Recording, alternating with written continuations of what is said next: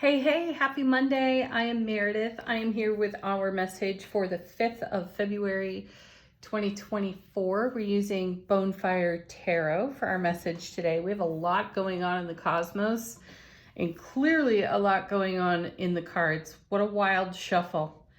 All right, we have the sun in Aquarius. The moon is in Sagittarius. We've got, by the time you see this video, yeah, quite likely, all of the transits, astrologically speaking, will have likely evolved. So what's going on there, you might ask? Well, Mercury's moving into Aquarius, and that's already happened.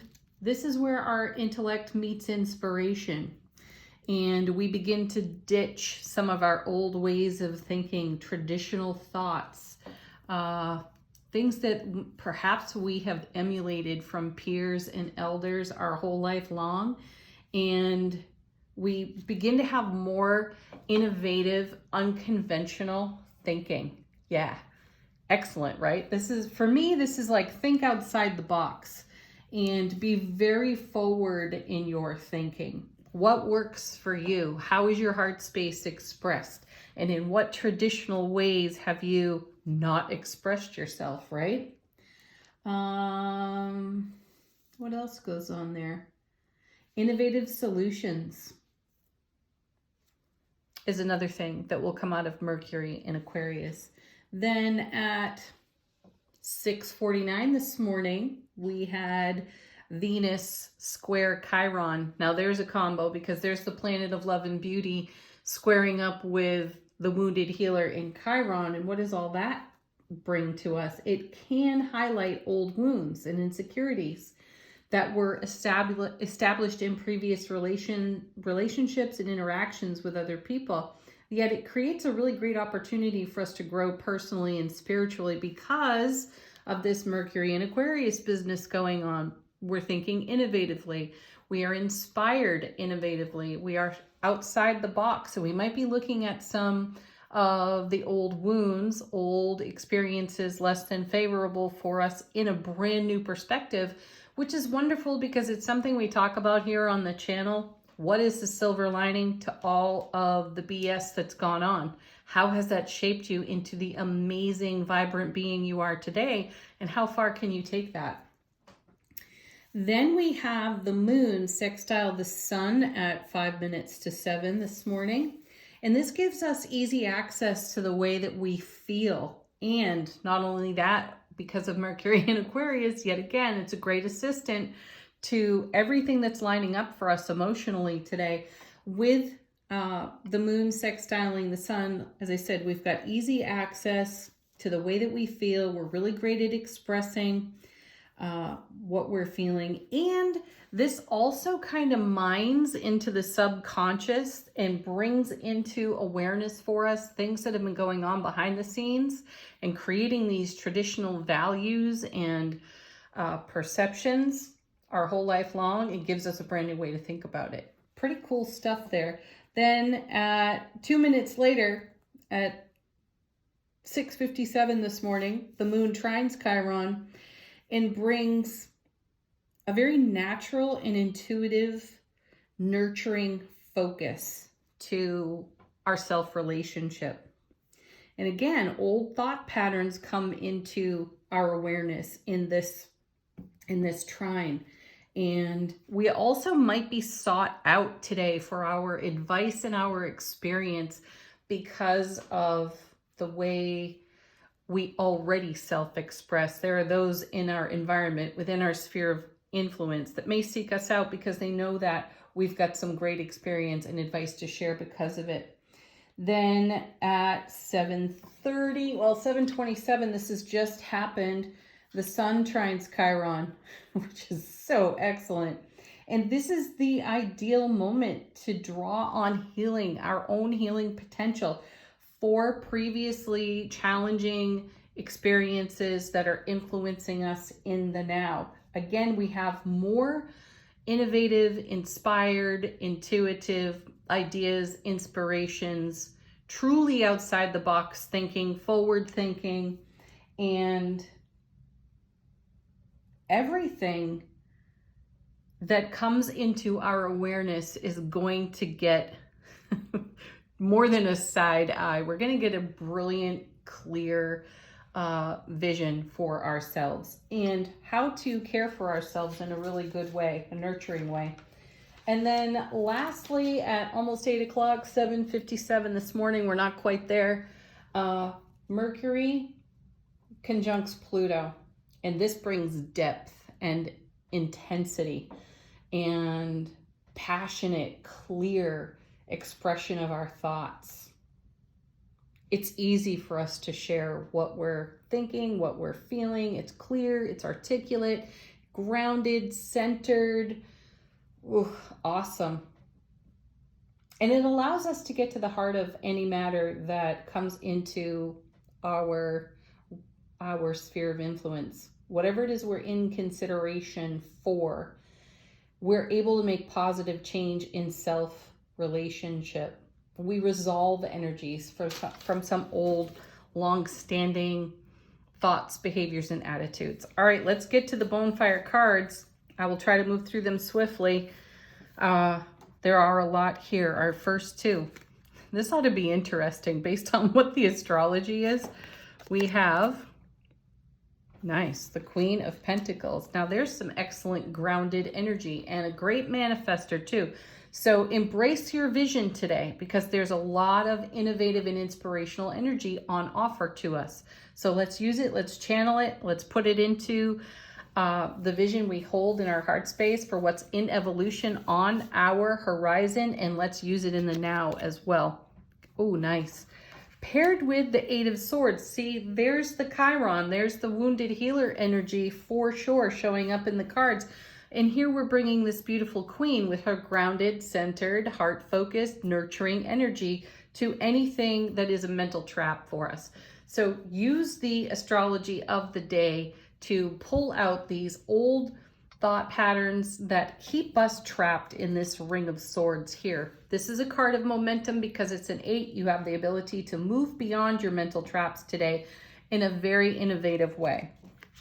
Next, set of 3 cards. First is, yeah, look at that. 2 of Cups. What a beauty. Show up in the way you desire to be met within self-relationship. Since the expression of our emotions, our thoughts, our feels, our perspectives, our experience is so easy today, why not deepen our bond within self-relationship, of course, because what does that do? It strengthens everything we are in relationship with and for. Beautiful. This is paired with, oh, nice, the 3 of Cups. Lovely cards here. So 3 of Cups, progression. We make positive change. We move ourselves forward in a way that feels really favorable to our heart space. We're setting energies free, letting go, releasing, and then totally embracing our unified self here, which allows us to grow spiritually exponentially. Isn't that great? And then this is all paired with, whoa, check the numerology on this one.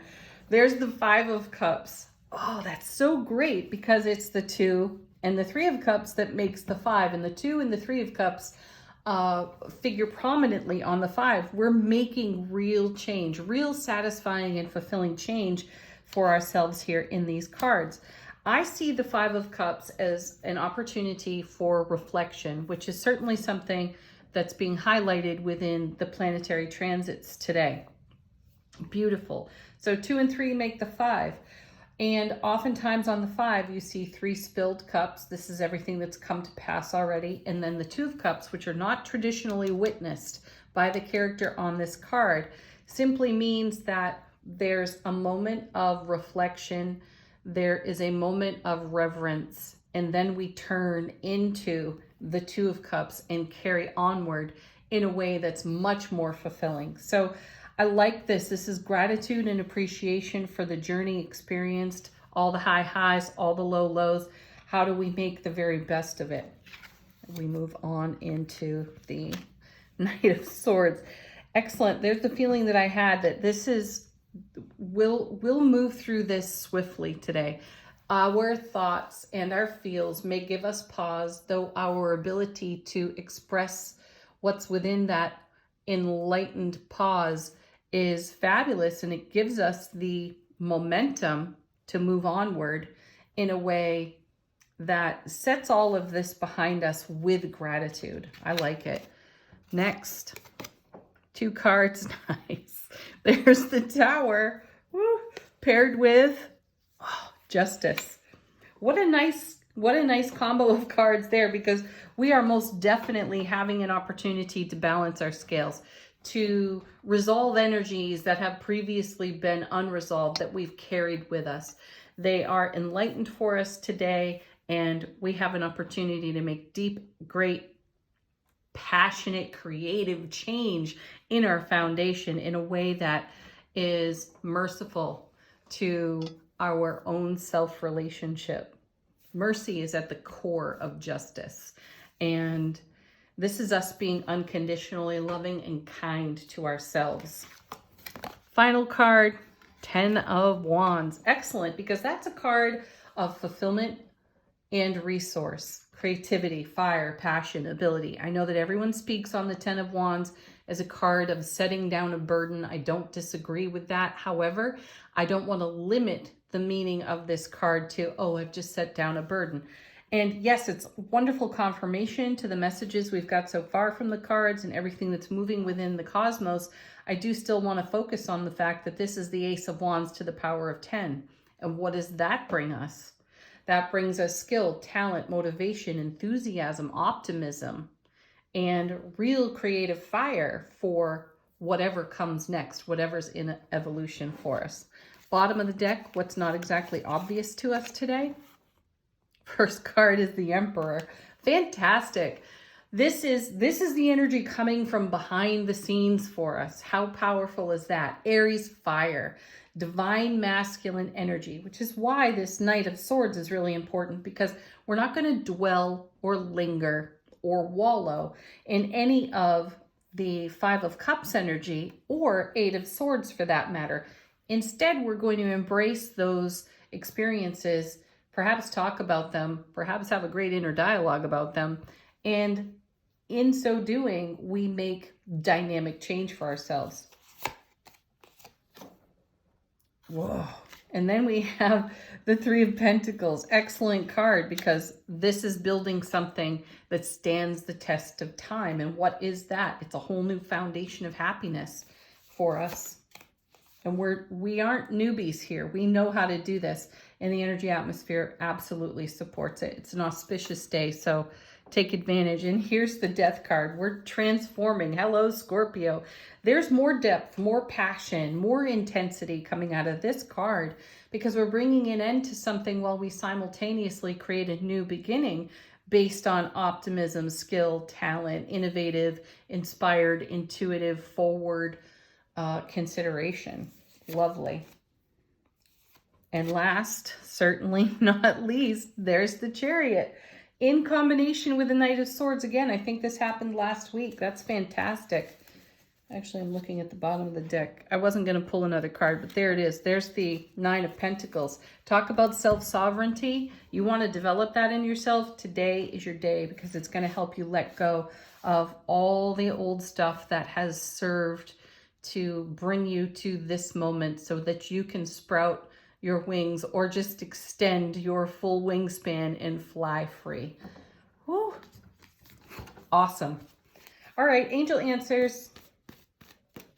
If you got questions or if you're looking for confirmation, you put it to the cards while I shuffle.